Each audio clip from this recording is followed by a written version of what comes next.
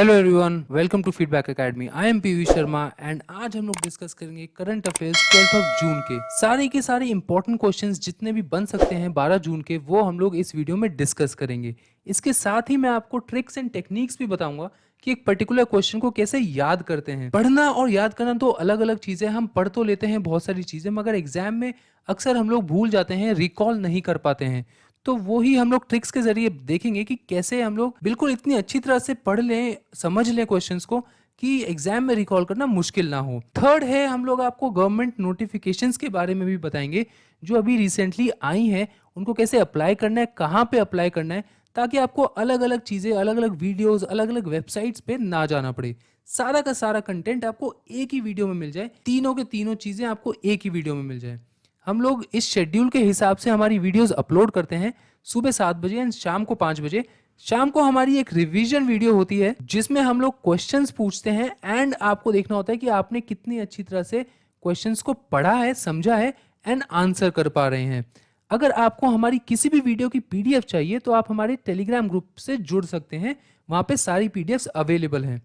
तो चलिए फिर इसी के साथ आज की पढ़ाई शुरू करते हैं।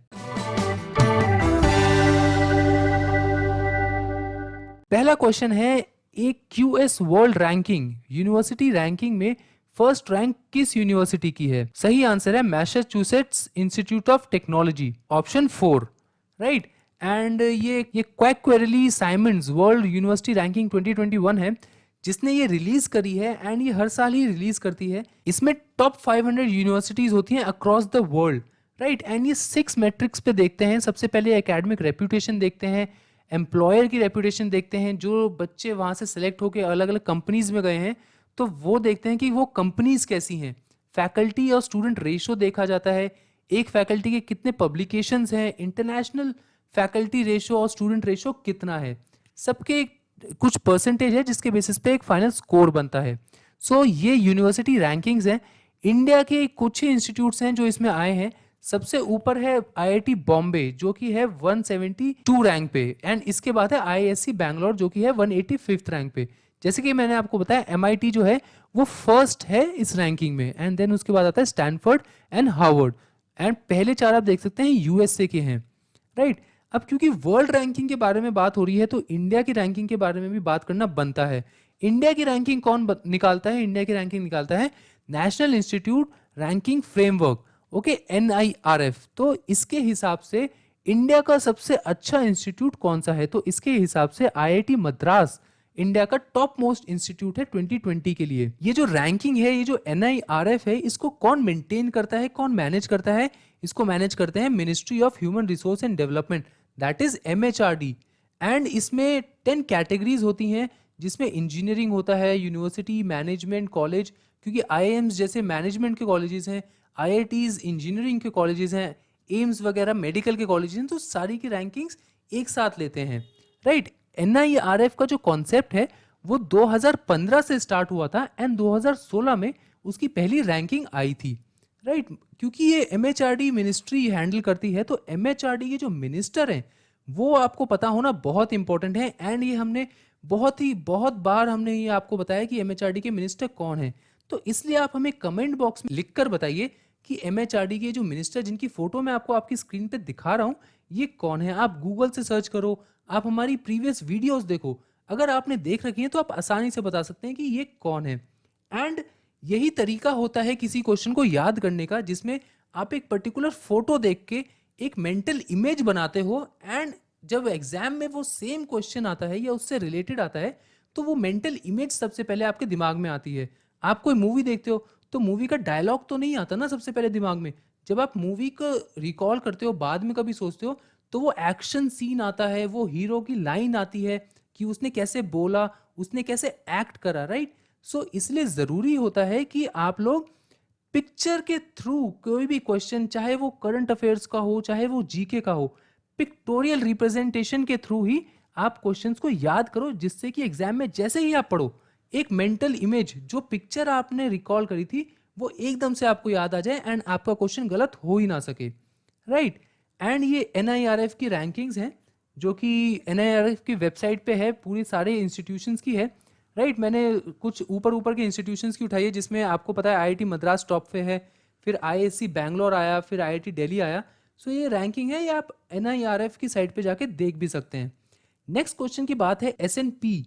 उसने इंडिया की सॉवरेन रेटिंग किस स्टैंडर्ड पे रखी है? उसने रखी है ट्रिपल बी माइनस पे।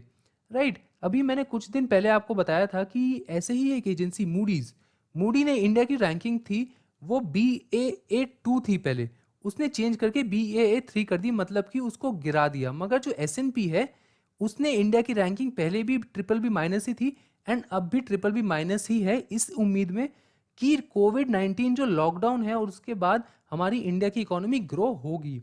एसएनपी की फुल फॉर्म क्या है? Standards and poor.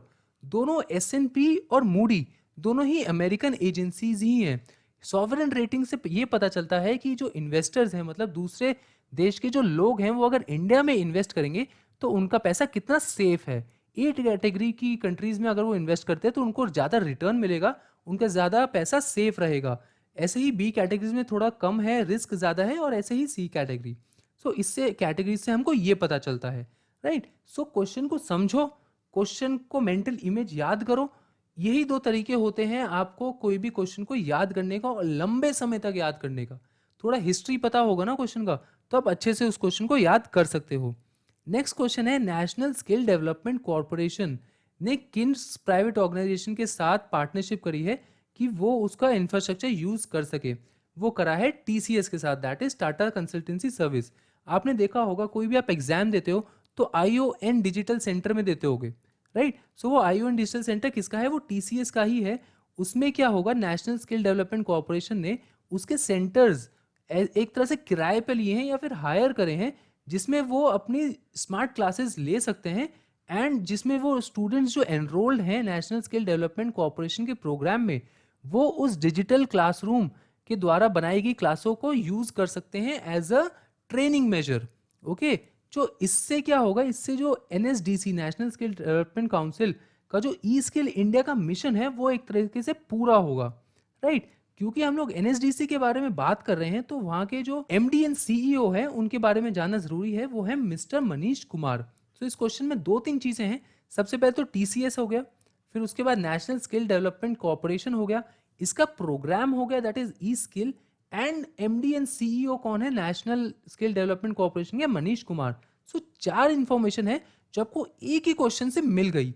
राइट। सो ऐसे ऐसे लिंक बना बना के अगर आप क्वेश्चन याद करोगे ना तो बहुत ही आसान होगा आपको क्वेश्चन याद करना। नेक्स्ट क्वेश्चन है कि कौन से आईआईटी ने एक फ्लाइजी मोबाइल ऐप बनाई है जिससे कि क्या होगा, जिससे कि जो भी लोग एयर ट्रैवल करेंगे वो अच्छी तरह से सैनिटाइजेशन के मेथड्स और उनके जो मेजर्स हैं उसको इम्प्लीमेंट करके एक सेफ ट्रैवल कर सकते हैं।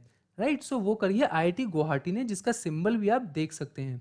ओके। सो ये कंसिस्टेंट और कॉन्टैक्टलेस एयर ट्रैवल को प्रमोट करने के लिए है, मतलब कि आपका लगेज भी किसी के हाथों में नहीं जाएगा, अपने आप बेल्ट पे रखेंगे अपने आप जाएगा।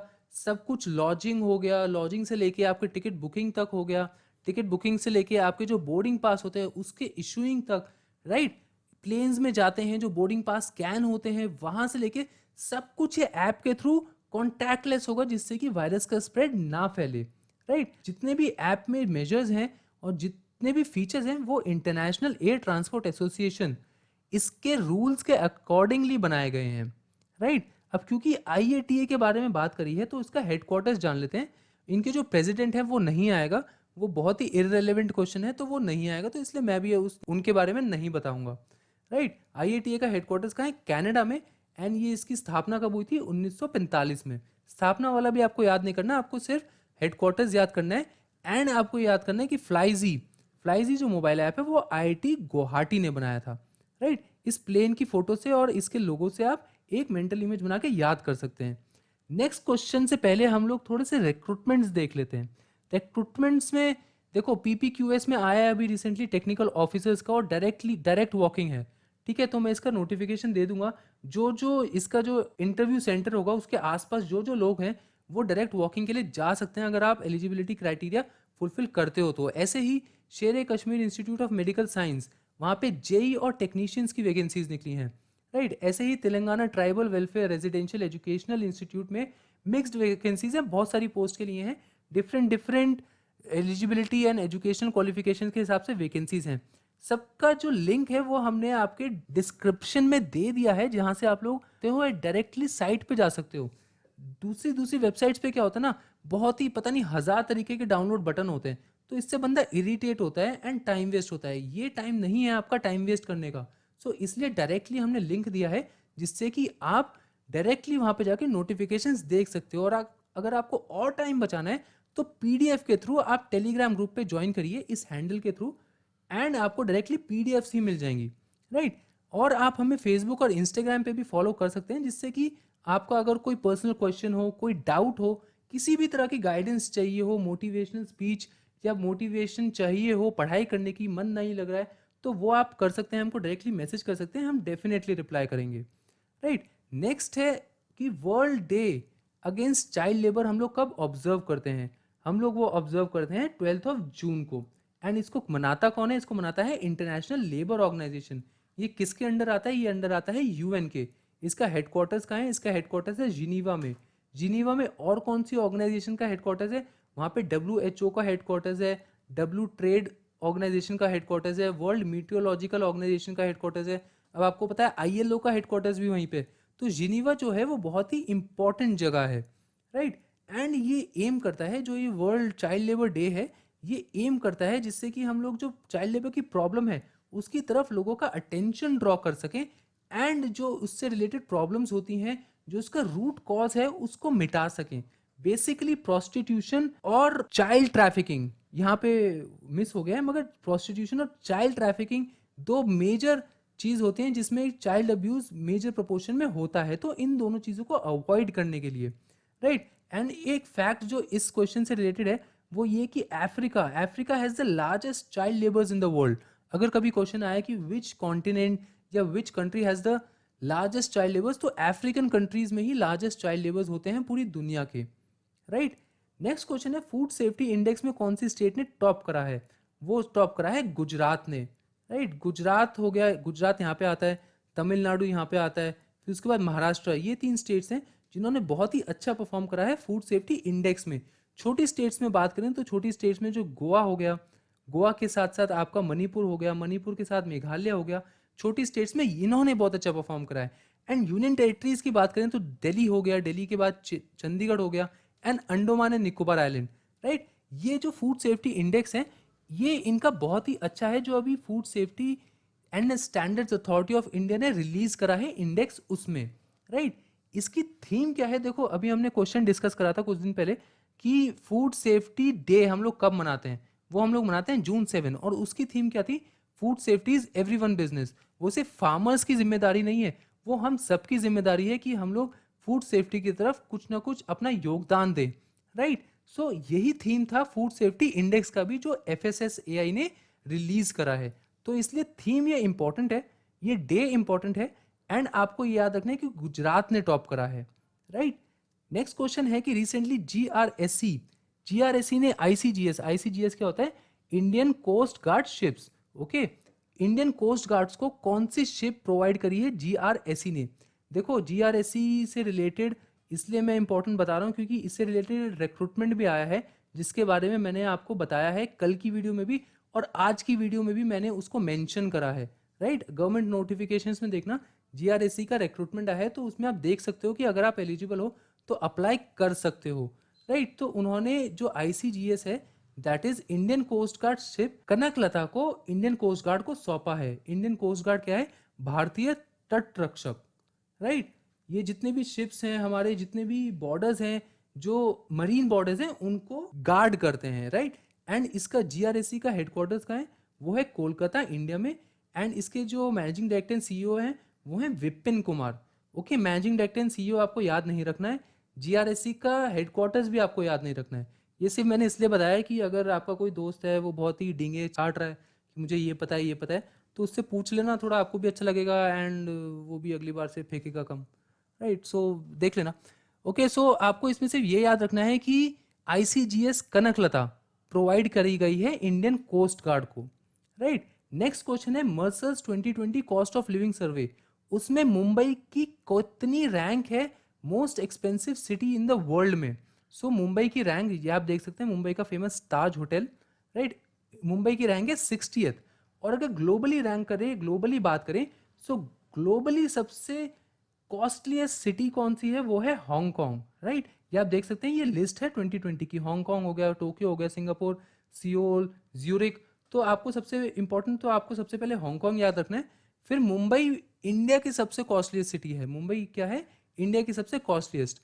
और लीस्ट एक्सपेंसिव सिटीज कौन कौन सी हैं, वो है बैंगलोर। और देखो इसको याद करने की कोई ज़रूरत नहीं है, बिकॉज हम सबको पता है कि मुंबई माया नगरी है, वहाँ पे सबसे ज़्यादा अमीर लोग रहते हैं।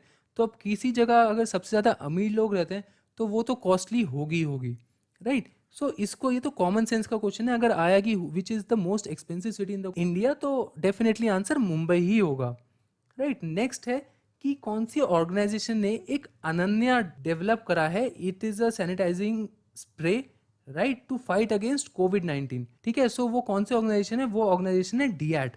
डीएट क्या है, डीएट है आपकी defence institute of advanced technology, right. इन्होंने Ananya water based disinfectant spray develop करा है, जिससे कि क्या होगा, जिससे कि जितने भी कोई भी अगर आपको सरफेस हो गया, पीपीई हो गया, हॉस्पिटल लाइनिंग्स हो गया, ठीक है, मास्क हो गए, बटन्स हो गए, डोर नॉब्स हो गए, किसी पे भी अगर आपको डिसइंफेक्ट करना है तो आप इस स्प्रे का यूज कर सकते हैं, राइट। डीएट के जो वाइस चांसलर हैं वो आप थोड़ी याद रख सकते, CP Ram Narayan, right. And headquarters कहाँ है, वो पुणे में है। ओके, ये दो चीज़ आप याद कर सकते हैं। एंड अनन्या, बस देखो इसमें जो मेन चीज़ है वो यही है कि अनन्या और डीएट आपस में रिलेटेड हैं, राइट। डीएट ने बनाया है अनन्या को, राइट। सो ये क्वेश्चंस मेन क्वेश्चंस थे जो आज के दिन आपको पता होने चाहिए, एंड करंट अफेयर्स के बहुत ही इंपॉर्टेंट क्वेश्चंस थे। आप लोगों को सिर्फ एक काम करना है, जो मैंने क्वेश्चन पूछा है आपसे, एमएचआरडी के मिनिस्टर कौन है, वो आपको कमेंट बॉक्स में लिखना है। एंड आपको देखो, मैं सब्सक्राइब करने को बोल सकता हूँ, मगर उससे ज़्यादा ज़रूरी है कि आप डेली रूटीन बनाओ अपना, कि आप वीडियोस देखोगे, बिकॉज उससे क्या होगा, 10 से 15 मिनट में अगर आपका एक पर्टिकुलर सब्जेक्ट आपके एग्जाम्स के लिए तैयार हो रहा है, तो आई डोंट थिंक कि इससे अच्छी बात कोई हो सकती है, राइट। रोज पढ़ोगे, रोज 2-3 मिनट की हमारी शाम की वीडियो देखोगे और उसको रिवाइज करोगे, तो आपका डेफिनेटली, आपको करंट अफेयर्स में कितने भी क्वेश्चन आ जाए वो गलत नहीं होंगे, राइट। सो उम्मीद करता हूँ कि आपने कुछ नया सीखा होगा इस वीडियो में। एंड आप रोज हमसे मिलेंगे, एंड हमसे जितने ज़्यादा क्वेश्चंस पूछ सकते हो उतना हमको भी अच्छा लगेगा, राइट। ये वीडियो अच्छी लगी हो तो शेयर करो जितने लोगों के साथ आप कर सकते हो। एंड हम आपसे शाम को मिलते हैं, एंड फिर कल सुबह डिटेल वीडियो के साथ फिर से आते हैं। Thank you very much.